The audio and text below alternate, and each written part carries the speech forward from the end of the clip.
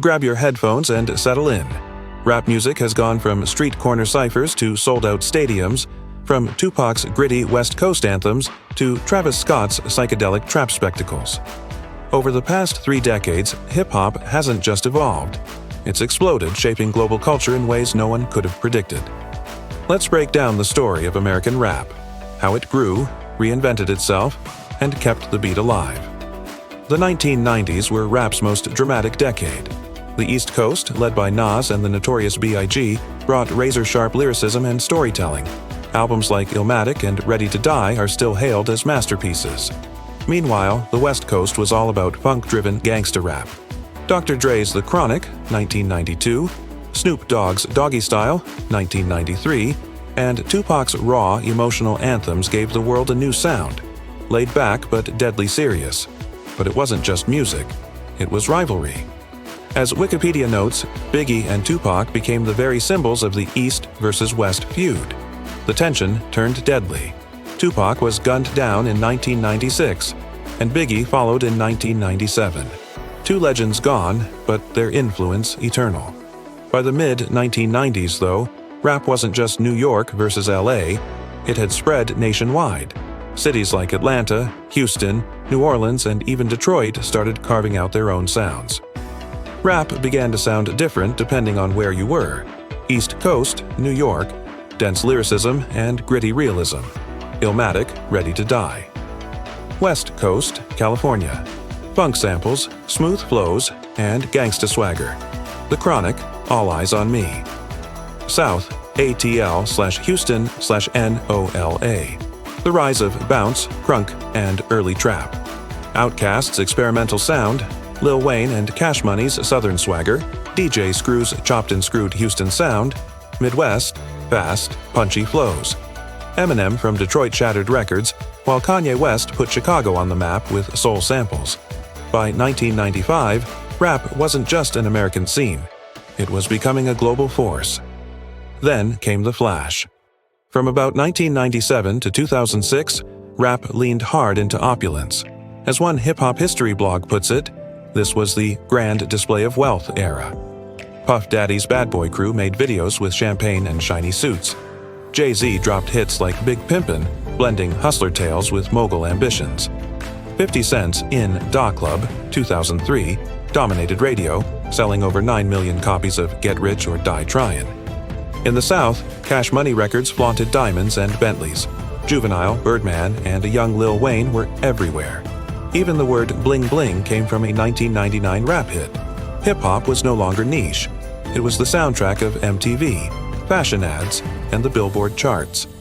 But not everyone was about the money. Underground and conscious rap thrived alongside the bling. Artists like Common, Mos Def, Talib Kweli, and The Roots kept storytelling, politics, and wordplay alive. At the same time, mixtape culture reshaped the grind. In the 2000s, rappers didn't just wait for albums, they dropped unofficial street tapes to build hype.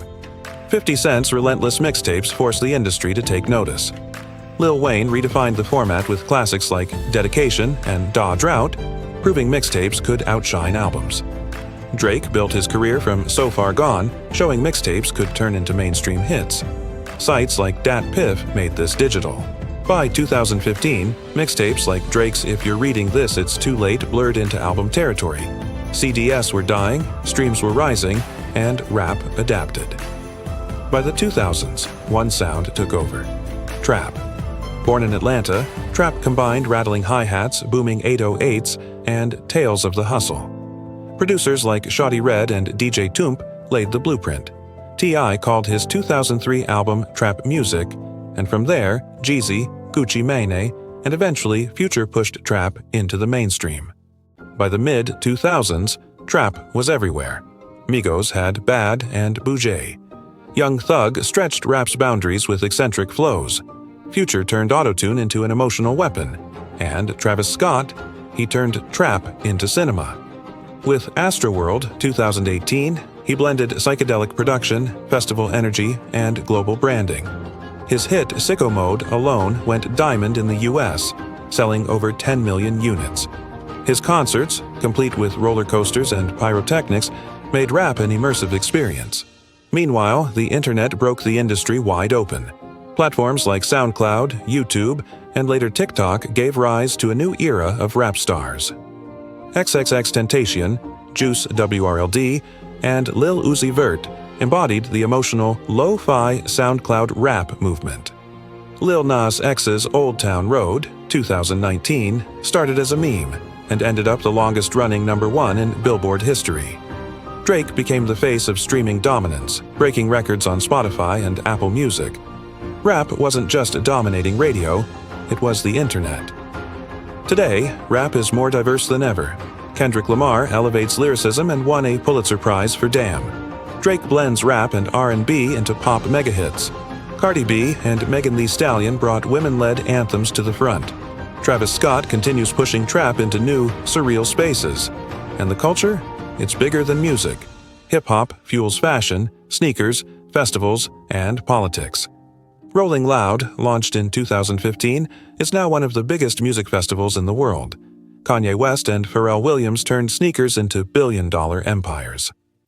From Tupac's poetry to Travis Scott's stadium shows, rap has always evolved, but its heart stays the same: storytelling, rhythm, and truth.